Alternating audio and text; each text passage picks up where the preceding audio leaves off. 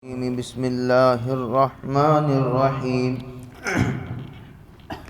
ويقولون طاعة فإذا برزوا من عندك بيت طائفة منهم غير الذي تقول والله يكتب ما يبيتون فأعرض عنهم وتوكل على الله وكفى بالله وكيلا صدق اللہ مولانا العظیم۔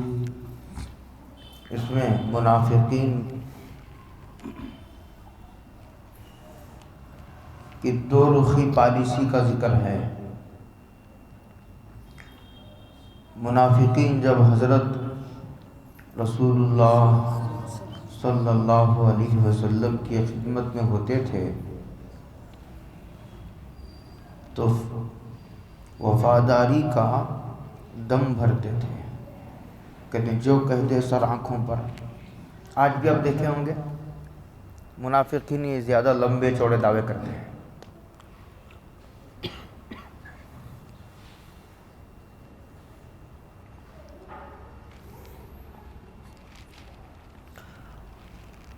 وفاداری نبھانے والا اتنی آسانی سے ذمہ داری قبول نہیں کرتا، خاموش بیٹھا رہتا ہے۔ جو پڑ جائے ذمہ داری اسے نبھاؤں تو ہی بس ہے، نہیں سمجھ رہے؟ جسے نبھانا ہی نہیں ہے وہی لمبے چوڑے دعوے کرے گا، زور زور سے بولے گا۔ تو جب یہ منافقین حضور کی خدمت میں ہوتے تھے تو وفاداری کا دم بھرتے تھے، کہتے جو کہہ دے سر آنکھوں پر، جو کہہ دے سر آنکھوں پر۔ فَإِذَا بَرَزُوا مِنْ عِنْدِكَ، جب مجلس سے نکل کر باہر چلے جاتے تھے تو بَيَّتَ طَائِفَةٌ مِّنْهُمْ غَيْرَ الَّذِي تَقُولُ، تو ان میں کا ایک گروہ، منافقین میں دو قسم کے تھے، ایک عوام قسم کے عام لوگ، وہ بھی منافق تھے۔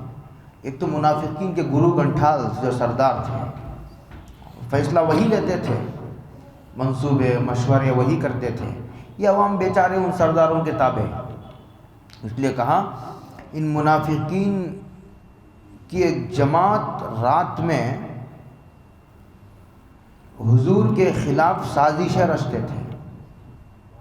سامنے تو وفاداری کا دم بھرتے تھے اور پیٹھ پیچھے حضور کے خلاف منصوبے بناتے تھے، سازشیں رچتے تھے، مشورہ کرتے تھے۔ بیت طائفۃ منہم غیر الذی تقول،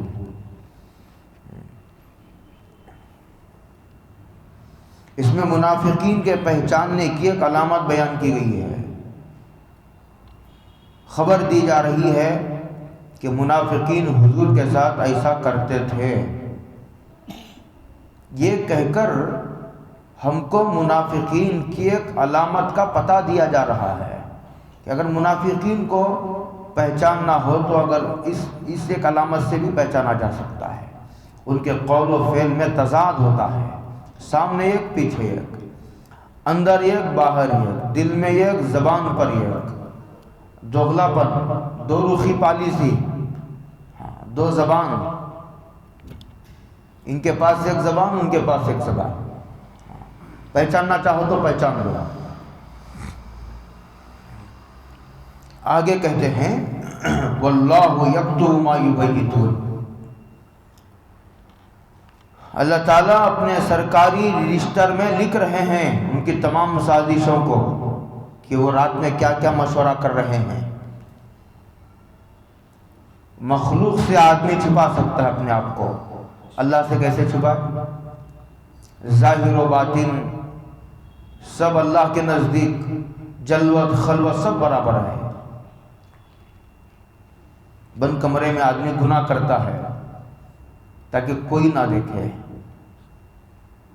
لیکن آدمی ذرا دیر کے لیے غور کر لے کہ دروازہ بند کر کے مخلوق سے تو میں چھپا سکتا ہوں، لیکن ان بند دروازوں کے اندر بھی دیکھنے والے سے کیسے چھپاؤں؟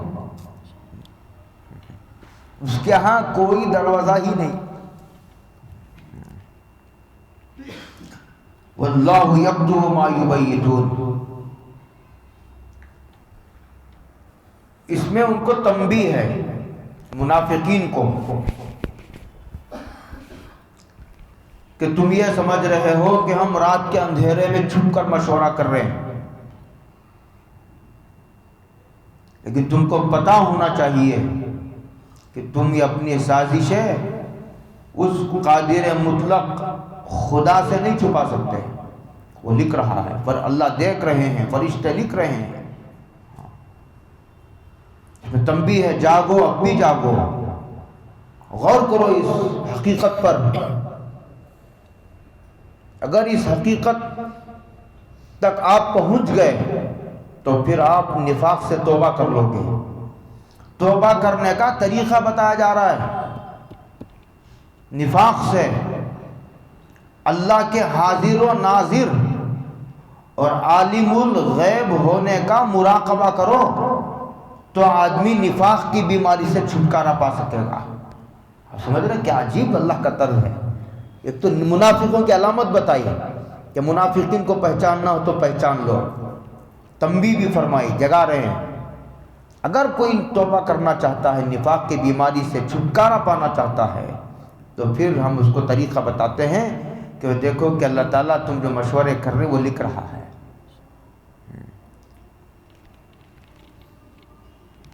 واللہ یکتب ما یبیتون. آگے ہمارا عموماً جب کسی کا نفاق کھل جاتا ہے تو ہم اس سے الجھ پڑتے ہیں. ہمارا رویہ یہ ہوتا ہے، اگر ہمیں پتہ چل جائے کہ یہ منافق ہے تو ہمارا طرز یہ ہوتا ہے کہ ہم اس سے الجھ جاتے ہیں. قرآن حضور کو نصیحت کر رہا ہے، فَأَعْرِضْ عَنْهُمْ. الجھنا نہیں، الجھنے سے پھر رکاوٹیں پیدا ہوں گی. کام کرنے والوں کے لیے بہت عجیب بات ہے یہ. فَأَعْرِضْ عَنْهُمْ. اعراض کرو، پرواہ مت کرو ان کی، الجھو مت. فَأَعْرِضْ عَنْهُمْ حکم ہے. الجھو گے تو کام میں رکاوٹیں بھی پیدا ہوں گی، دیری بھی ہوگی، منزل کھوٹی ہوگی. ایک آدمی کو بادشاہ نے طلب کیا ہے، وہ دوڑا جا رہا ہے.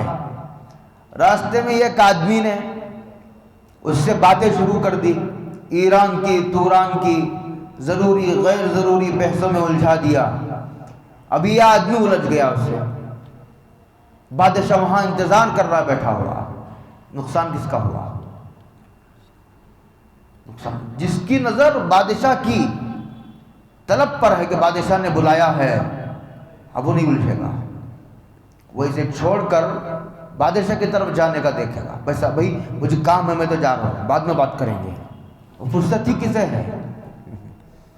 فَأَعْرِضْ عَنْهُمْ. آگے فرما رہے بھروسہ تو نہیں کرنا منافقین پر. بہت اچھی طرح سنو، اس آیت کو سمجھنے کی کوشش کرو. الجھنا نہیں بس، لیکن بھروسے کے قابل بھی نہیں منافقین.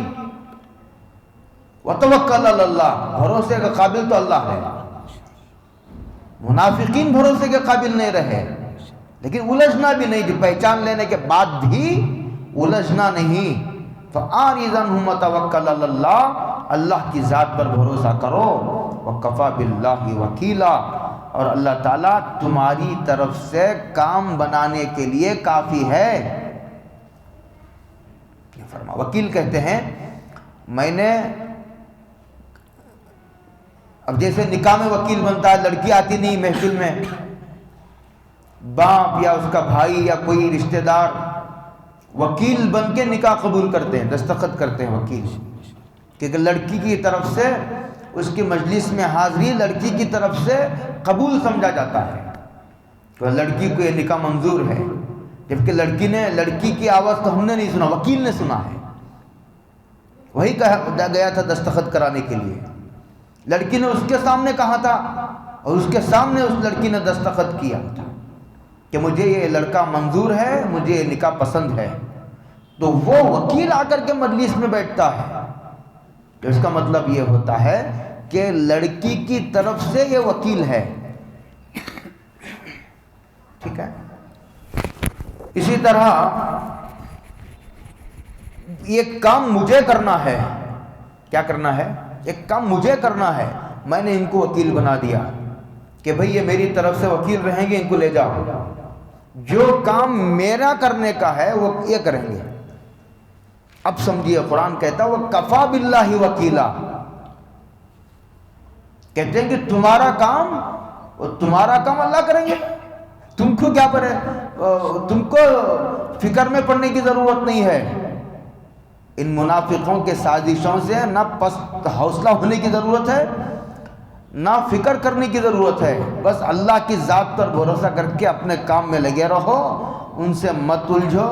رہا مسئلہ کام کا، اللہ نے تمہارے کام کو اپنے ذمہ لے لیا، اور کیا چاہیے. افلا یتدبرون القرآن.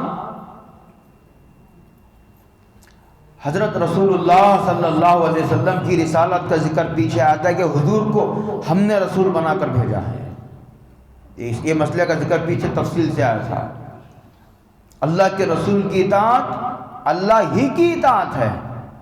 اللہ کی رسول کی فرما برداری سے روگردانی کرنا گویا اللہ کے حکم کو پامال کرنے کے مترادف ہے. یہ مسئلہ پیچھے آیا تھا. اب کہہ رہے ہیں کہ اگر رسول کی رسالت پر بھروسہ نہ ہو تو کم سے کم قرآن پر ہی غور کر لیتے. کیا ہے قرآن مخلوق کا کلام ہے؟ کیا ہے قرآن دیکھ کر بھی تمہیں یقین نہیں آتا کہ یہ اللہ کا نبی ہے؟ کیا ایسا عجیب و غریب کلام کسی مخلوق کا کلام ہو سکتا ہے؟ جبھی مخلوق کا نہیں ہو سکتا، اور جس نبی پر ایمان لانے کا مطالبہ کیا جا رہا ہے وہ کسی اسکول میں نہیں گیا، کسی مدرسے میں نہیں پڑھا، کسی یونیورسٹی کالج میں نہیں، اس کا کوئی استاد نہیں ہو، تو امی ہے، نبی امی. تو کس نے بتایا ایسی عجیب عجیب حقیقتیں، غیب کی خبریں، ماضی کی خبریں، مستقبل کی پیشن گوئیاں، موسیٰ کا واقعہ، عیسیٰ کا واقعہ، صحابہ کہف کا واقعہ، ذوالقرنین کا واقعہ، لوط کا، ہود کا، قوم صالح کا، قوم شعیب کا. ساری تفصیلات کس نے بتائی؟ اس نے بتائی جس نے محمد کو پیدا کیا ہے صلی اللہ علیہ وسلم. افلا یتدبرون القرآن. کہہ لو قرآن میں غور نہیں کرتے. قرآن موجود ہے سامنے، کوئی چھپا کر تو نہیں رکھی گئی، کھلم کھلا سب کے سامنے پڑھی جاتی ہے، کثرت سے پڑھی جاتی ہے، سب کے درمیان موجود ہے. وَلَوْ كَانَ مِنْ عِنْدِ غَيْرِ اللَّهِ. اگر یہ اللہ کے علاوہ کی طرف سے نازل ہوتی، یعنی یہ کلام اگر مخلوق کا کلام ہوتا تو کہتے لَوَجَدُوا فِيهِ اخْتِلَافًا كَثِيرًا. تو یہ لوگ اس میں کثرت سے اختلاف پاتے ہیں، کثرت سے اختلاف پاتے ہیں. اس لیے کہ یہ ایک دو آیتیں تو نہیں ہیں، 6666 آیتیں ہیں. جب آدمی اتنا طویل کلام کرتا ہے تو اختلاف کا پیدا ہو جانا کوئی تعجب کی بات نہیں ہوتی. ایک بات صحیح نکل جاتی ہے، ایک بات غلط نکل جاتی ہے، ایک لفظ زبان سے فصیح، ایک لفظ جو ہے فصاحت سے گرا ہوا غیر فصیح ایسا نکل جاتا ہے. کلام میں یکسانیت باقی نہیں رہتی. اور اتنا طویل کلام کرنے والا جب غصے کی حالت میں ہوتا ہے تو دوسرے پہلو کو نظر انداز کر دیتا ہے، اور کبھی محبت میں آتا ہے تو پھر غصے والے پہلو کو نظر انداز کر دیتا ہے. اس میں ایسا نہیں ہے. جہنمیوں کا تذکرہ چل رہا ہے تو بالکل اعتدال با قرآن باقی ہے، حد سے تجاوز نہیں کرتا. اس لیے کہ اللہ تعالیٰ غصے سے مغلوب نہیں ہوتے. جب ایمان لانے والوں کو تذکرہ کرتے ہیں تو ان کی محبت سے مغلوب نہیں ہوتے، متاثر نہیں ہوتے. بالکل اعتدال میں رہ کر اتنا طویل کلام جو 23 سالہ عرصے میں مختلف اوقات میں مختلف واقعات کے پس تناظر و پس منظر میں نازل ہوا ہو اور پھر بھی اختلاف نہ ہو، تو کیا یہ اللہ کے کلام ہونے کی بہت بڑی دلیل نہیں ہے؟ یہ کہتے ہیں لَوَجَدُوا فِيهِ اخْتِلَافًا كَثِيرًا. یہ تو بات ہو گئی. یعنی یہ قرآن مجید حضور کے نبی ہونے کی دلیل کے طور پر پیش کیا گیا ہے.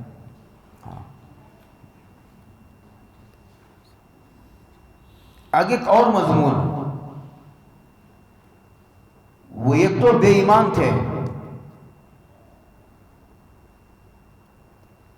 منافق، حضوری کے خلاف مشورے کرتے تھے، سازشیں رچتے تھے. اور ایک بہت غور سے سنو، کام کرنے والوں کے لیے بڑی کام کی باتیں آ رہی ہیں. جو منافق ہوتا ہے وہ مخلصین کے انتظام کو درہم برہم کرنے کی مسلسل کوششوں میں لگے رہتے ہیں. کام چل رہا ہے تو وہ زیادہ سے زیادہ خاموش رہ سکتے ہیں، خاموش ہیں، اندر سے پک رہے ہیں. کوئی موقع ہاتھ آتا تو اسے جانے نہیں دیتے، کسی موقع کو جانے نہیں دیتے. یہ چاہتے ہیں کہ مخلصین کا نظام درہم برہم ہو کر رہ جائے. انتظامی اعتبار سے بھی ایسی حرکتیں کرتے ہیں وہ کہ مخلصین کا انتظام برقرار نہ رہے. اس کی نظیر پیش کر رہا ہے قرآن. ایک تو مذہبی اعتبار سے منافق ہیں، کھوٹے ہیں اندر سے. کہتے ہیں کہ وَإِذَا جَاءَهُمْ أَمْرٌ مِّنَ الْأَمْنِ أَوِ الْخَوْفِ أَذَاعُوا بِهِ، جب ان کے پاس آتی. لیکن مفسرین نے یہاں منافقین کے ساتھ مخلصین، وہ مخلص جن کو قوت فیصلہ حاصل نہیں. ایک آدمی مخلص ہے لیکن اسے قوت فیصلہ حاصل نہیں ہے، معاملے کی پوری سمجھ بوجھ حاصل نہیں. ایسے لوگ تو کم ہی ہوتے ہیں، انگلیوں پر گنے جا سکتے ہیں. 10 آدمی ہوں تو اس میں 1-2 آدمی ایسے ہوتے ہیں جن کو اللہ قوت فیصلہ عطا فرماتے ہیں، جن کی سمجھ بوجھ بالغ ہوتی ہے، صاحب نظر ہوتے ہیں، معاملے کی تہ تک پہنچ جاتے ہیں. ایسے لوگ کم ہی ہوتے ہیں. جب ان کے پاس آتی ہے امن کی خبر یا خوف کی، یعنی مثال کے طور پر ایک خبر آئی کہ مسلمانوں کو فتح ہو گئی، یا یہ خبر آئی کہ مسلمانوں کو شکست ہو گئی، یا یہ خبر آئی کہ مسلمانوں کے خلاف جو سازشیں رچی جا رہی ہیں. جب فلاں، جیسے صحابہ کو ایک واقعہ پیش آیا تھا کہ وہ حضور نے ان کو بھیجا تھا زکوٰۃ وصول کرنے کے لیے، تو ان گاؤں والوں نے ان کے استقبال کے لیے، وہ گاؤں والے نکل آئے تو صحابہ نے دور سے دیکھ کر کے سمجھا کہ یہ ان کو قتل کرنے کے لیے آ رہے ہیں. آ کر حضور تک خبر پہنچا دی، غلط فہمی ہو گئی ان کو. ایسا بھی ہوتا ہے. تو کیا کرتے ہیں؟ اذاعوا بھی، تحقیق کے بغیر اڑا دیتے ہیں خبر. خاص طور سے جب جنگ چل رہی ہو تو اسی بے بنیاد بے تحقیق باتوں کے اڑا دینے کا بڑا گہرا اثر مرتب ہوتا ہے حوصلے پر. جیسے شیطان نے جو ہے وہ جنگ وحد کے موقع پر آواز لگائی تھی کہ محمد کا انتقال ہو گیا، ان محمد قد قتل. تو صحابہ کے حوصلے پست ہو گئے، صحابہ بیٹھ گئے کہ اب کیا ہوگا. پھر حضور نے آواز دی اور کہا کہ آؤ ادھر آؤ. میں پھر صحابہ حضور کی طرف دوڑے. خاص طور سے جب جنگ کا میدان ہو، میدان جنگی صورتحال ہو، ایسی صورت میں بلا تحقیق بے بنیاد باتوں کا اڑا دینا حوصلوں کے، ہمتوں کے پست ہونے کا سبب بھی ہو سکتا ہے، اور بھی بہت سارا نقصان اٹھانا پڑ سکتا ہے. تو کیا کرتے ہیں یہ لوگ؟ اذاعوا بھی، اڑا دیتے ہیں بلا تحقیق خبروں کو. کیا کہہ رہے ہیں اور آگے؟ وَلَوْ رَدُّوهُ إِلَى الرَّسُولِ، اگر یہ بلا تحقیق خبروں کو اڑا دینے کے بجائے اگر حضور تک پہنچا دیتے، یا ان میں سے جو اولی الامر ہیں، سمجھ بوجھ رکھنے والے لوگ ہیں، کبار صحابہ جن کو اللہ نے قوت فیصلہ، معاملے کی سمجھ بوجھ عطا فرمائی ہے، ان تک پہنچا دیتے تو لَعَلِمَهُ الَّذِينَ يَسْتَنبِطُونَهُ مِنْهُمْ، تو اس خبر کی حقیقت تک پہنچ جاتے. الَّذِينَ يَسْتَنبِطُونَهُ مِنْهُمْ، ان میں سے، کن میں سے؟ یعنی مسلمانوں میں سے. منافقین کو بھی ملا کر کے قرآن نے ذکر کیا ہے، اس لیے کہ ہم کو منافق سمجھ رہے تھے، لیکن وہ خود اپنے دعوے کے اعتبار سے مسلمان سمجھ رہے تھے اپنے آپ کو، اس لیے دونوں کو ملا کر ذکر کیا قرآن نے۔ تو بلا تحقیق قبر کو آگے چلتا کرنے کے بجائے، خاص طور سے اس وقت جب جنگ چل رہی ہو میدان میں، کہتے ہیں کہ وہ سمجھ بوجھ رکھنے والے صحابہ تک، ذمہ داروں تک بات پہنچائی جائے۔ لَعَلِمَهُ الَّذِينَ وہ لوگ جان لیں گے اس کو، اس کی خبر کی حقیقت کو جان لیں گے کہ یہ حقیقت ہے یا جھوٹ ہے یا غلط فہمی ہوئی ہے، اس خبر کو پھیلانا چاہیے یا روکنا چاہیے۔ حیدر علی کا انتقال ہو گیا تھا، لکھا ہے تاریخ میں کئی دن تک ان کی وفات کو چھپایا گیا تھا۔ ٹیپو باہر تھے، جب حیدر علی کا انتقال ہوا تھا ٹیپو موجود نہیں تھے، ٹیپو باہر تھے، تو وہ کسی جنگی مہم پر تھے، ان کے آنے تک ان کی وفات کو چھپایا گیا تھا۔ ایک اور عجیب و غریب واقعہ لکھا ہے، آپ کو اس سے اندازہ ہوگا، یہ تو نہ صحابہ نہ تابعین ہے، نہ ان کا کوئی علمی مقام ہے، ان کی سمجھ بوجھ کا حل ہے۔ جن کو صحابیت کا شرف حاصل ہے، جن کو قرآن و حدیث کی باریکیاں سمجھنے کا سلیقہ ہے، ان کے فہم کا ذکر کرنا تو ان کو جوڑ کر اور ان دونوں کا موازنہ کرنا ایک بے موقع سی بات ہے۔ کہتے ہیں کہ حیدر علی کو اپنی دور حکومت میں بغاوت کے خطرات محسوس ہوئے کہ میری سلطنت میں بغاوت کے جراثیم پل رہے ہیں، عناصر پل رہے ہیں۔ تو انہوں نے اپنے خاص لوگوں کو بلا کر کہا کہ میری وفات کی خبر اڑا دی جائے۔ اس سے میں کہہ رہا ہوں کہ کون سی خبر پھیلانا چاہیے، اب کس خبر کو چھپانے میں مصلحت ہے، کتنے دن چھپانے میں مصلحت ہے، اور کس خبر کو تحقیق کی ضرورت ہے، کون سی خبر غلط فہمی ہے اور کون سی خبر جنگی تدبیر کے طور پر اختیار کی گئی ہے، وہ تمام چیزیں بالکل ایک سیرت کا بڑا انوکھا حصہ ہے، اسے بڑی توجہ سے پڑھنے کی ضرورت ہے۔ کہتے ہیں حیدر علی نے مشورہ کیا اپنے ساتھی سے، انہوں نے کہا کہ بھائی میں چند دن کے لیے روپوش ہو جاؤں گا۔ کیا ہو جاؤں گا؟ روپوش ہو جاؤں گا، اور میری وفات کی خبر اڑا دی جائے میری فرما روائی میں۔ تو حدود سلطنت میں ان کے انتقال کی خبر کو عام کیا گیا، اور بڑی کڑی نظر رکھی گئی تھی کہ حیدر علی کی وفات پر کون کون خوشیاں مناتے ہیں۔ آپ سمجھ رہے ہیں؟ اچانک پہلے سے کوئی منصوبہ نہیں، کسی کو اطلاع تک نہیں، دو چار جو بالکل ان کے وفادار ساتھ رہتے تھے 24 گھنٹے، انہی کو پتا ہے اس منصوبے کا۔ یہ بھی بڑی رازداری، بڑی اہم چیز ہوتی ہے، ورنہ سارے منصوبے پر پانی پھر جاتا ہے۔ لیکن کتنی رازداری کے ساتھ کام کیا گیا کہ وفات کی خبر اڑائی گئی، 4-5 افراد کو اطلاع ہے کہ یہ جھوٹی خبر ہے، اور پھر پورے خفیہ محکمہ پورا حرکت میں آ گیا ہے، سی ڈپارٹمنٹ، اور وہ ملک کے ہر چپے چپے تک خفیہ طور پر پہنچا دیا گیا کہ کیوں آ رہا ہے اور کیوں قیام کر رہا ہے، کون جا رہا ہے، کہاں سے جا رہا ہے، کس راستے جا رہا ہے، کب جا رہا ہے، کہاں قیام کیے ہوئے ہے، کوئی پہلے سے اطلاع نہیں، تفصیلات کا کسی کو علم نہیں۔ اور ہر ملک کے ہر کونے پر جہاں جہاں تک حکومت ہے، ہر ضلع میں ان کے افسر موجود ہیں، اور اس پر کڑی نظر رکھے ہوئے ہیں کہ کس علاقے کا حکمران اور کس علاقے کا ذمہ دار میری وفات پر خوشیاں منا رہا ہے۔ جب اس کی پوری طرح جو ہے اس رپورٹ کو محفوظ کر لیا گیا، جو اس کے بعد پھر حیدر علی اچانک نمودار ہو گئے اسٹیج پر، اور ان کی گردن ناپی گئی جنہوں نے خوشیاں منائی تھی۔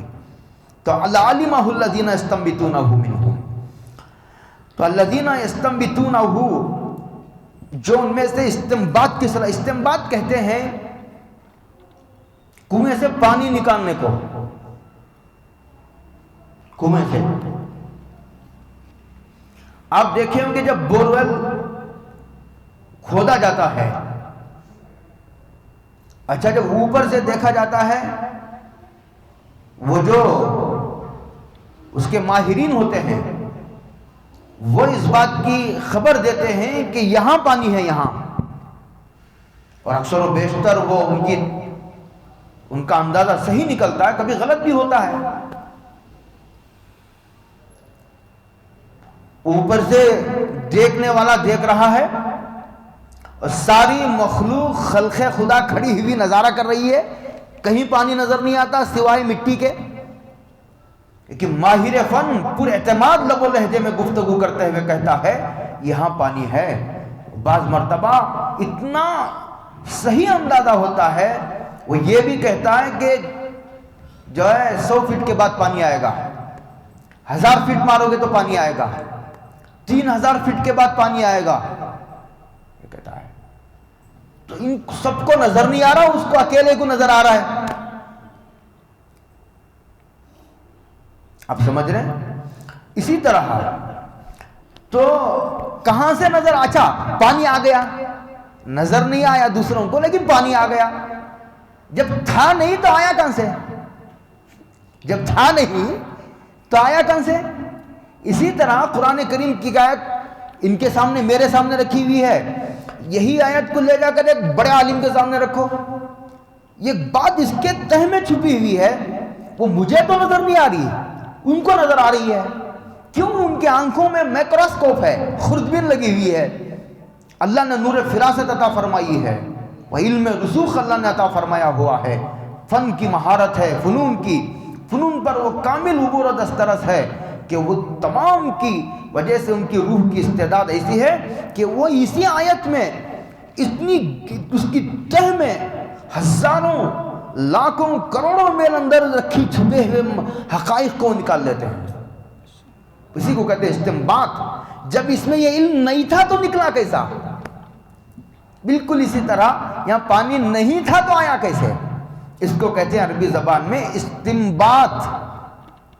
تو خبر پہنچائی گئی تو جو صاحب بصیرت و فراست ہے، جو تجربے کار ہے، وہ سمجھ لیتا ہے کہ اوہ دشمن کی طرف سے سازش رچی گئی ہے اور چلی جا رہی ہے، اسے یہی موقوف کر دینی چاہیے یا وفاداروں کی دوسری ذہن سازی کرنی چاہیے۔ اس وقت وہ فوراً سمجھ جاتے ہیں اوہو وہاں کہاں سے آیا ہے خطرہ، یہ جراثیم کہاں سے درآمد ہوئے ہیں، اس کا اندازہ لگا لیتے ہیں۔ اس لیے ذمہ داروں تک، صاحب فراست اور تجربہ کاروں تک بات پہنچائی جائے۔ الذین یستنبطونہ منہ، اس سے مسئلہ یہ نکلا، بعض مفسرین نے لکھا ہے کہ ہر آدمی استنباط کرنے کا، چونکہ قرآن کریم کے ظاہری سطح میں سب کچھ نہیں ہے، میرے الفاظ پر غور کرو، قرآن کریم کے ظاہری سطح میں سب کچھ نہیں ہے، قرآن کریم کی تہ میں سب کچھ ہے۔ یہ حضرت الاستاذ کے الفاظ ہیں، بے نہیں حضرت کے الفاظ ہیں، یہ مفتی سید احمد صاحب پالن پوری رحمۃ اللہ علیہ کے یہ فرمایا تھا۔ تو میں یہ کہہ رہا تھا کہ ہر آدمی کے اندر اجتہاد کی صلاحیت نہیں ہوتی کہ وہ زمین کے اوپر سے، کہتے ہیں کہ یہ جو ہدہد پرندہ ہے اس کو زمین کے اندر چلنے والے چشمے نظر آتے ہیں، اسی لیے جنگوں میں اس کو ساتھ رکھا جاتا ہے کہ اگر جہاں پڑاؤ کرنا ہے وہاں پہلے چھوڑ دیا جاتا ہے، اگر یہاں جو ہے وہ پانی ہو تو اس کی نشاندہی کرتا ہے ہدہد۔ اور کہتے ہیں یہ بھی کہ وہ کہتے ہیں کینچوا مٹی میں ہوتا ہے، کہتے ہیں 4 میٹر اندر ہوتا ہے، ہدہد کھودنا شروع کرتا ہے اور ایسا لگتا ہے کہ ہدہد دیوانہ ہو گیا ہے، لیکن کھودتے کھودتے 4 میٹر اندر جو کینچوا ہے اس کو پا لیتا ہے۔ ہاں، تب جب دیکھنے والوں کو اس کی مہارت کا اور اللہ تعالیٰ نے اس کے اندر جو صلاحیت ودیت فرمائی ہے اس کا اندازہ ہوتا ہے۔ تو ہر آدمی کے اندر اجتہاد کی صلاحیت نہیں ہوتی، ہاں یہ ایک بات ہے۔ اور دوسرا، جن لوگوں کے اندر اجتہاد کی صلاحیت نہیں ہے ان کو ان مجتہدین کی پیروی کرنی چاہیے جن کے اندر اللہ نے اجتہاد کی صلاحیت رکھی ہے۔ یہ بات ہے، جس کو صنفن کا ماہر بنایا ہے اس سے رجوع کرنا چاہیے۔ عجیب بات ہے یہ دنیا کی۔ استنبطونہ منہ، آگے کہتے ہیں ولولا فضل اللہ علیکم ورحمتہ، اگر تم پر اللہ کا فضل اور رحمت نہ ہوتی تو لاتبعتم الشیطان الا قلیلا، تو تم میں سے تھوڑے بچ جاتے ورنہ پورے کے پورے شیطان کے پیچھے چلتے ہیں۔ یہ فضل کیا کہ اللہ نے نبی کو بھیجا، قرآن کریم کو نازل کر کے ایسی ایسی عقل کی، تجربے کی باتیں تمہیں سمجھائی، زندگی کا سلیقہ اللہ نے تمہیں سکھایا، کیسے ایک ایک جزیہ کو لے کر کے بحث کی جا رہی ہے، ایسا کرو، منافقین کی علامتوں کو پہچانو، ہاں باریک باریک باتیں سمجھائی جا رہی ہیں، انتظام سے متعلق بھی، عقیدے اور مذہب سے متعلق بھی باتیں سمجھائی جا رہی ہیں۔ وَلَوْلَا فَضْلُ اللَّهِ عَلَيْكُمْ وَرَحْمَتُهُ لَاتَّبَعْتُمُ الشَّيْطَانَ إِلَّا قَلِيلًا۔ خصوصی فضل، اچھا اس کا مطلب یہ ہوا کہ اگر یہ اللہ کا فضل نہ ہوتا تو وہ جو قلیل طبقہ ہے وہ طبقہ فضل نہ ہوتا، یعنی اللہ کے رسول کو نہ بھیجا جاتا، قرآن کو نازل نہ کیا جاتا، تب بھی یہ جو ایک چھوٹی جماعت ایسی ہوتی جو شیطان کے پیچھے نہ چلتی، یہ مطلب ہو گیا اس کا، نہیں کچھ مسائل ایسے ہیں جس کے سمجھنے کے لیے عقل کافی ہے، ورنہ تو 90% مسائل ایسے ہیں، تفصیلات ایسی ہیں کہ ان کے سمجھنے کے لیے قرآن اور رسول کی ضرورت ہے، اجمالی طور پر سمجھتے وہ بھی، ورنہ تو وہ بھی اللہ کے فضل کے محتاج ہیں۔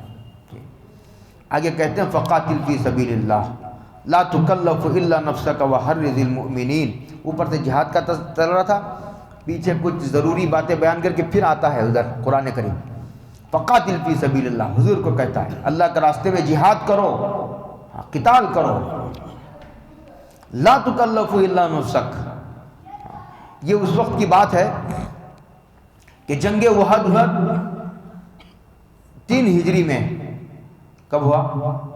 3 ہجری میں، تو اس میں مسلمانوں کو شکست ہوئی، جاتے جاتے ابو سفیان نے کہا کہ آئندہ سال پھر بدر کے میدان میں جنگ ہوگی، تو حضور نے کہا منظور ہے ہمیں، تو آئندہ سال 4 ہجری میں حضرت رسول اللہ صلی اللہ علیہ وسلم نے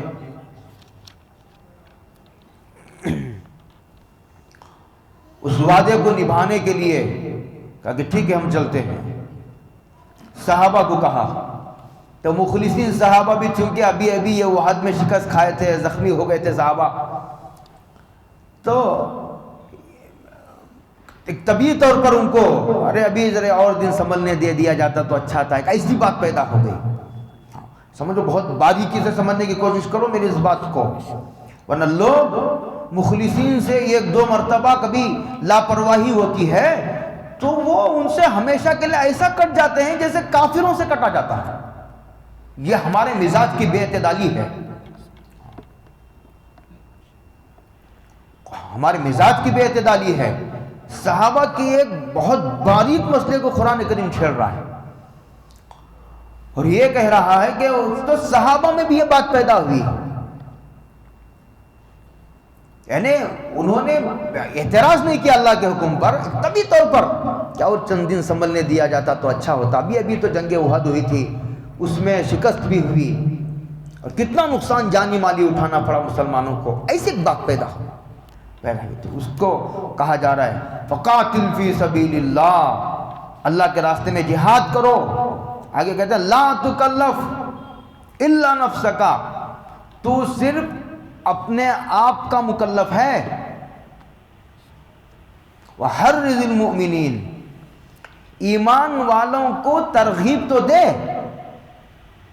ترغیب دینے سے ہو سکتا ہے ذہن سازی ہو جائے، چل پڑے، اور ظاہر بات ہے صحابہ کی تعداد جو ہے بڑی تعداد حضور کے ساتھ گئی تھی، پھر بھی گئی تھی، ترغیب دو، لیکن مکلف نہیں ہو تم، مکلف صرف اپنے آپ کے، نکلو تم تو نکلو، تم تو اپنے جان کے مکلف ہو نا، دوسرا نہیں مانتا نہیں مانتا، نہیں نکلتا نہیں نکلتا، اس کے تم ذمہ دار نہیں، اس کے تعلق سے تم سے ہم باس پرس نہیں کریں گے، لیکن اپنی جان کے تم مکلف ہو، تم تو نکل سکتے ہو، وہ نہیں مانتے تو تمہیں کیا ہوا، یہ دیکھ کیسا طرز کلام، وحرض المؤمنین، ایمان والوں کو ترغیب تو دو، لیکن کسی کے ٹھیکیدار نہیں تم، دوسروں کے بارے میں ہم نہیں پوچھیں گے، کوئی نہیں مانا تمہاری بات تو، ہاں مکلف صرف تم اپنے آپ کے ہو۔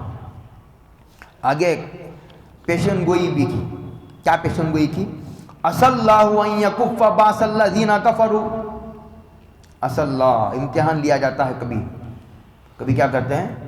امتحان لیا جاتا ہے، بقدر طاقت امتحان لیا جاتا ہے. امید ہے اللہ سے، عسى اللہ کا ترجمہ کر رہا ہوں، امید ہے کہ اللہ کافروں کے جنگ سے بچا دے تمہیں.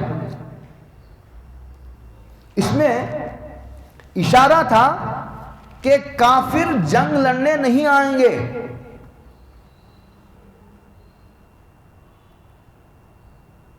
اشارہ یہ تھا، لیکن جانا ہے تمہیں. کیوں جانا ہے وہ نہیں بتایا گیا ابھی. بہت غور سے سنو میری اس بات کو. دو باتیں کہی گئی. جانا ہے جہاد کو، اس کو کہتے ہیں بدر صغرا. ایک بدر میں جنگ ہوئی تھی، جنگ بدر کبرا، جو ابو سفیان کے جو شام سے لشکر آ رہا تھا اس کا حضور نے پیچھا کیا تھا. یہ احد کے بعد پیش آئی. یہ اس کو جنگ بدر صغرا، چھوٹی جنگ کہا جاتا ہے. حکم دیا جا رہا ہے جانا پڑے گا، اور ساتھ میں اشارہ بھی دیا جا رہا ہے. سمجھنے والے سمجھ رہے ہیں اشارے کو کہ کافر آئیں گے نہیں جنگ کو. لہذا ابو سفیان آیا، بدر کے قریب پڑاؤ کیا، لیکن چونکہ یہ بہانہ بنا کر اندر سے تیار نہیں تھا، وعدہ کر کے گیا تو بعد دل ناخواستہ آیا تھا، دوسرے لوگ کے دل بھی نہیں جا رہے تھے. جب مخلصین کے قدم لڑکھڑا رہے ہوں تو وہاں منافقین کا کیا حال ہوگا؟ جیسے مخلصین میں منافقین گھسے ہوئے ہوتے ہیں، منافقین میں بھی منافقین ہوتے ہیں، کافروں میں بھی منافق ہوتے ہیں. میں نے ایک آیت سے پہلے وہاں ترجمہ کیا تھا کہ الذین آمنوا یقاتلون فی سبیل اللہ والذین کفروا یقاتلون فی سبیل الطاغوت. وہاں میں نے ترجمہ یہ کیا تھا جو پکے ایمان والے ہوتے ہیں وہ اللہ کے راستے میں جہاد کرتے ہیں، اور جو پکے کافر ہوتے ہیں، اس لیے کہ جو آدمی مذہبی نہیں ہوتا اس کو بس میری بیوی میرے بچے، میری بیوی میرے بچے، میری بیٹی میرا داماد، میرے گھر میرے پوتے میرے نواسے، اس کو لڑائی جھگڑے سے مطلب نہیں ہے. ایسے کافروں میں 99% ہیں. میں اور زیادہ کھل کر نہیں کہنا چاہتا، اب میری اس بات کو سمجھو اور علماء دیوبند کے موقف کو سمجھنے کی کوشش کرو. نوجوانوں، جذبات سے کام لینے کی ضرورت نہیں ہے. ہاں، ان میں بھی منافقین کا ہی زیادہ حصہ ہے، وہ نہیں مرنا چاہتے. جب مسلمان ہی نہیں مرنا چاہتا، جو مرے گا تو بھی جنت ملے گی، وہ کیوں مرنا چاہیں گے؟ جس کا یہ عقیدہ ہو کہ مرنے کے بعد زندگی ہی نہیں ہے، جو مزے ہیں اسی زندگی کے، وہ کیوں آسانی سے مرنا چاہے گا؟ جو دکھایا جا رہا ہے وہ ملک کی وہ صورتحال نہیں ہے جو حقیقت میں ہے. تو میں یہ کہہ رہا تھا، اشارہ دیا گیا کہ جنگ لڑیں، لہذا ابو سفیان بہانہ بنا کر واپس آ گیا. تو بغیر لڑے صحابہ واپس آ گئے. اللہ کا حکم پورا ہوا، جنگ بھی نہیں ہوئی، وہ لیکن لفظ یہ استعمال کیا گیا کہ اللہ سے امید ہے. عسیٰ کا لفظ ہے، یہ امید کے لیے آتا ہے، اس لیے کہ کریم جب امید دلاتا ہے نا، جو سخی ہے، سخی وہ جب امید دلاتا ہے وہ وعدے کے قائم مقام ہوتا ہے. جو سخی ہوتا ہے، شریف و کریم ہوتا ہے، وہ تاکیدی الفاظ استعمال نہیں کرتے. بڑے لوگ، بادشاہ لوگ کیا کرتے ہیں؟ ہمارا کام، مجھے کام دلا دیجئے، جائیں گے. وہ کہیں گے کل آ جاؤ دیکھا جائے گا. اگر کام نہ کرنا ہو تو بلائیں گے بھی نہیں، کرنا ہو تو یہ کہیں گے کل آ جائیے دیکھا جائے گا. یہ وعدہ ہوتا ہے. واللہ اشد باسا، واللہ اشد باسا، اللہ سخت جنگ کرنے والے ہیں. کافر کیا جنگ کریں گے؟ جب اللہ جنگ میں مقابلے میں آ جائیں گے کسی کے تو اللہ بہت سخت جنگ کرنے والے ہیں. واشد تنکیلا، اور اللہ تعالیٰ سخت سزا دینے والے ہیں. واشد تنکیلا دنیا میں، اشد باسا، واشد تنکیلا آخرت میں.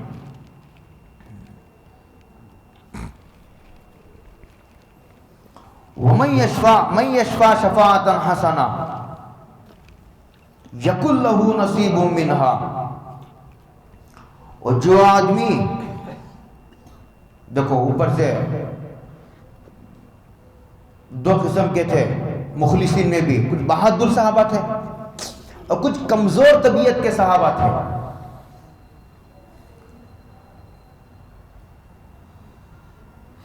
جو بہادر قسم کے صحابہ تھے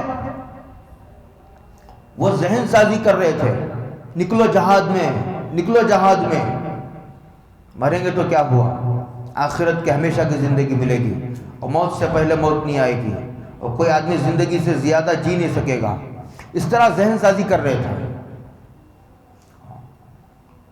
اس کو کہا من یشفع شفاعتن، کسی نے کسی کی تشکیل کی، جماعت میں تشکیل کرتے ہیں، بھائی نکلو اللہ کے راستے میں، تمہارے کاروبار کا کچھ نہیں ہوگا، تشکیل کرتے ہیں نا اللہ کے وعدے وعید سنا کر کے. جو آدمی کسی کی ذہن سازی کر کے اس کو جہاد میں نکلنے کے لیے تیار کر دیا تو جانے والے کو تو اجر ملے گا، ذہن سازی کرنے والے کو بھی اجر ملے گا. یہ کہتے ہیں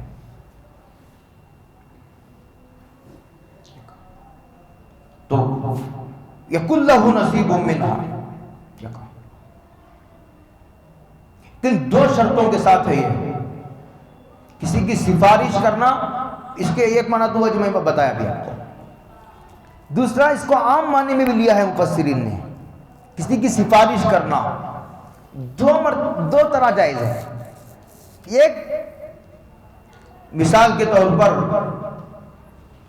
میں نے کسی کی سفارش کرا دی، بڑا اچھا آدمی ہے، اسے کام کو رکھ لو کام آئے گا، تو اس کو بھی اجر ملے گا. کسی کا کام کرا دیا میں نے، پیسے دلا دیے غریب کو محتاج کو، تو دینے والے کو بھی اجر ملے گا، دلانے والے کو بھی اجر ملے گا. الدال علی الخیر کفاعلہ، خیر کی طرف رہبری کرنے والا بھی ایسے ہی ہے جیسے اس کو کرنے والے جیسا کرنے والا ہے. کرنے والے کو جیسا اجر ملے گا، خیر کی طرف رہبری کرنے والے کو بھی اجر ملے گا، لیکن دو شرطوں کے ساتھ. بشرطے کہ طریقہ صحیح ہو. طریقہ صحیح ہونے کی مثال یہ ہے کہ ایک چندہ کرنے والا چندہ کرنے آتا ہے. میرا ایک دوست مالدار ہے، میں اس کو کہوں کہ یہ مستحق ادارہ ہے، اس کو آپ چندہ دے دیں گے تو آپ کا پیسہ صحیح جگہ استعمال ہو جائے گا، یہ مستحق ادارہ ہے. میں نے کہہ دیا، اب وہ غور کرے، اب وہ خود جانے، اس لیے کہ مجھے تو میرے گھر کو تو نہیں دینا ہے پیسے تو ان کے ادارے کو دینا ہے. میں نے کہہ دیا، مالدار کے ذہن میں ڈال دی بات کہ بھائی دیکھو یہ مدرسے والے آئے ہیں، دارالعلوم دیوبند والے، بڑا مستحق ادارہ ہے، بہت خدمت انجام دے رہا ہے، اللہ نے آپ کو مال دے رکھا ہے، اگر آپ دے دیں گے تو آپ کا پیسہ صحیح جگہ لگ جائے گا اور ان کی خدمات میں آپ کا بھی حصہ ہو جائے گا. ہزاروں لاکھوں طلبہ جو ان کے نیٹ ورک میں ہیں، ان کی دعائیں آپ کے ساتھ ہو جائیں گی. میں نے ترغیب کی، بات ختم ہو گئی. لیکن یہ ہے کہ مجبور کر رہا ہے آدمی کہ تم کو دینا ہی پڑے گا، وہ دینا نہیں چاہتا اور مجبور کر رہا ہے. یہ عجیب بات ہے. مجبور کر کے کسی سے پیسہ لینا تو جائز نہیں ہے، الا بالطیب نفس، حدیث ہے باقاعدہ. تو ایک تو طریقہ صحیح ہو، اور دوسری بات یہ ہے کہ ایسی سفارش نہ کی جائے جیسے مثال کے طور پر یہ عہد و نااہل، ہم نے کہہ دیا بھائی اس کو رکھ لو، یہ بڑا قابل آدمی ہے، اب وہ لے کر کمپنی سزا بھگت رہی ہے، اپنے دوست کے لحاظ میں اس کو لے لیا، اب وہ مصیبت اٹھا رہی ہے. دوسرا یہ ہے کہ ظالم کی اعانت کی سفارش کی جائے کہ اب ظالم کی مدد کرو. طریقہ بھی صحیح ہونا چاہیے اور کام بھی مشروع ہونا چاہیے. من یشفع شفاعتا حسنۃ یکن لہ نصیب منہا ومن یشفع شفاعتا سیئۃ یکن لہ کفل منہا وکان اللہ علی کل شیء مقیتا. اور اگر جو لوگ جو ہے سفارش کر رہے تھے، یعنی غلط ذہن سازی کر رہے تھے، جو کمزور طبیعت کے لوگ ہیں، ارے یار ابھی تو وہ حد میں ہم نقصان اٹھا چکے ہیں، اب جاؤں گے تو کوئی ایسا نہ ہو کہ وہ حد کے جیسا پھر حشر ہو ہمارا. کمزور طبیعت کے لوگ اس طرح تو کہتے ہیں یکن لہ کفل منہا، پھر تو جہاد سے جی چرانے والے کو جو سزا ملے گی وہی سزا اس کو ملے گی. وَكَانَ اللَّهُ عَلَى كُلِّ شَيْءٍ مُقِیتًا، اور اللہ تعالیٰ ہر چیز پر جو ہے وہ قادر ہے۔ مقیتہ کے معنی قادرن کیا آتے ہیں، اللہ ہر چیز پر، یعنی اس کو سزا دینے پر بھی قادر ہیں غلط ذہن سازی کرنے والوں کو، اور اچھی ذہن سازی کرنے والوں کو اجر دینے پر بھی اللہ تعالیٰ پوری قدرت رکھتے ہیں۔ اس کے آگے سلام کا ذکر ہے، سلام کا، وَإِذَا حُيِّيتُمْ، اس کا پس منظر کریں گے، اس میں فقہی مسائل بھی ہیں، اس کی ذرا تشریح کی بھی ضرورت ہے، البتہ اس کا ربط بتا کر کے بات ختم کرتا ہوں۔ اوپر میں نے اس سے پہلے بھی کہا تھا کہ جب مخلصین سے کبھی لاپرواہی ہو جاتی ہے، میرے جملوں پر غور کرو، کیونکہ ہم لوگ مل جل کر کبھی اجتماعی کام کرتے ہیں تو ہوتے تو مخلص ہیں، کچھ تو منافق قسم کے لوگ ہوتے ہیں، کچھ مخلص ہوتے ہیں، لیکن ان سے بھی کبھی طبیعت کی کمزوری کی وجہ سے کبھی لاپرواہی ہو جاتی ہے، کبھی کوئی دوسری مصلحت کی وجہ سے جو ہے وہ جی چرانے لگتے ہیں، تو ہم بالکل ان کو اکثر نظر انداز کر بیٹھتے ہیں۔ ایسا نہیں، یہاں کہا جا رہا ہے کہ وَإِذَا حُيِّيتُمْ، چونکہ اوپر دو قسم کے صحابہ کا تذکرہ تھا، تو یہاں کہتے ہیں اگر تم کو سلام کرے، وَإِذَا حُيِّيتُمْ بِتَحِيَّةٍ فَحَيُّوا مِنْهَا بِأَحْسَنَ مِنْهَا، اور اردو ایسا نہ ہو کہ تم نے تو جہاد میں جو چلایا تھا تو تمہارے سلام کا جواب ہم کیا دیں، تم سلام کے جواب کے مستحق نہیں ہو، تم تو منافق ہو، تمہارا سلام کا جواب دینا تو حرام ہے۔ آدمی ایسے لب و لہجے پر اتر آئے اور مل بیٹھنے کے مواقع ہی ختم کر لے، یہ تعمق میں اسے کہا کرتا ہوں ہمیشہ، شدت پسندی تعمق یہ بھی یہودیت و نصرانیت کی دین ہے، وَرَحْمَانِيَّةً ابْتَدَعُوهَا مَا كَتَبْنَاهَا عَلَيْهِمْ إِلَّا ابْتِغَاءَ رِضْوَانِ اللَّهِ فَمَا رَعَوْهَا حَقَّ رِعَایَتِهَا۔ دین سے جتنے دین کا مطالبہ کیا گیا اس سے بھی جی چرانا تو نفاق ہے، اور پھر بال کی کھال نکالنا اسے بھی اسلام میں پسند نہیں کیا گیا ہے۔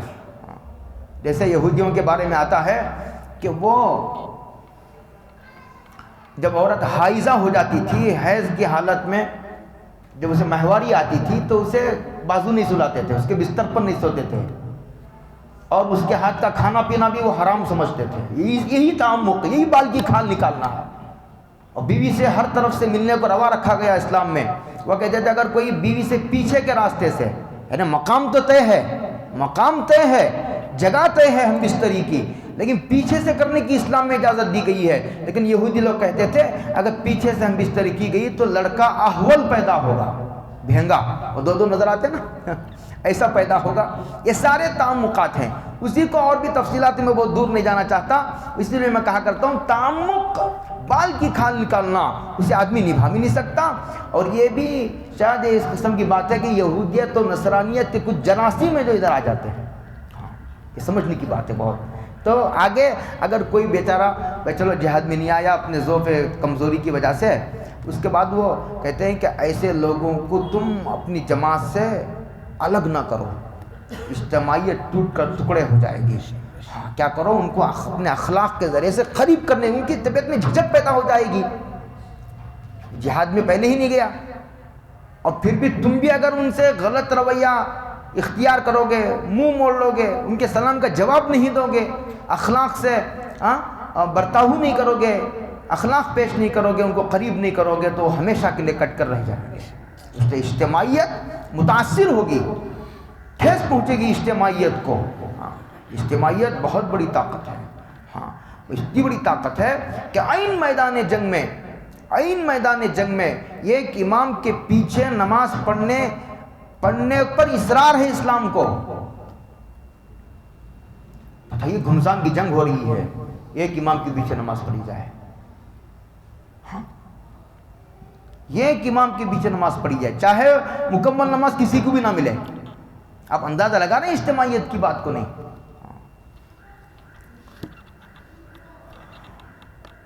وہ جو جہاد کے منکرین سے حضرت صدیق اکبر نے کہ جو زکوٰۃ کا انکار کریں گے میں ان سے جہاد کروں گا، اس میں ایک روایت یہ ہے کہ ایک تو مطلق ہم زکوٰۃ نہیں دیں گے، انہوں نے ہاتھ اٹھا دیے، ہم زکوٰۃ نہیں دیں گے، حضور کا انتقال ہو گیا، ہم زکوٰۃ نہیں دیں گے، چلو زکوٰۃ فرض نہیں۔ دوسری روایت یہ ہے کہ انہوں نے یہ کہا تھا ہم زکوٰۃ تو دیں گے، ہم زکوٰۃ تو، لیکن ہم مرکز کو نہیں پہنچائیں گے زکوٰۃ۔ کہاں نہیں پہنچائیں گے؟ تو اجتماعیت کو ٹھیس پہنچ رہی تھی۔ آپ اندازہ لگو میری اس جملے پر، اس روایت پر۔ مجھے حضرت جی یوسف صاحب رحمۃ اللہ علیہ کا ہمیشہ جملہ یاد آتا ہے، اور میں ہمیشہ اپنے جب احباب ہوتے ہیں، خصوصی مجلس ہوتی ہے ذمہ داروں کو، میں ہمیشہ سنایا کرتا ہوں، یہ ذمہ داروں کے درمیان سنانے کی بات ہے۔ کہتے ہیں حضرت جی یوسف صاحب رحمۃ اللہ علیہ فرمایا کرتے تھے، روئے زمین پر، کس پر؟ اللہ کی طاقت کے بعد سب سے بڑی طاقت مخلصین کا اجتماع ہے۔ اسی لیے قرآن کریم ان کی اجتماعیت پر بہت ایک ایک جزیہ لا کر کے ان کی اجتماعیت کو پارا پارا ہونے سے بچانے کی بھرپور کوشش کرتا ہے۔ ہاں، اسے یاد رکھو میری اس بات کو۔ اللہ تعالیٰ عمل کی توفیق عطا فرمائے۔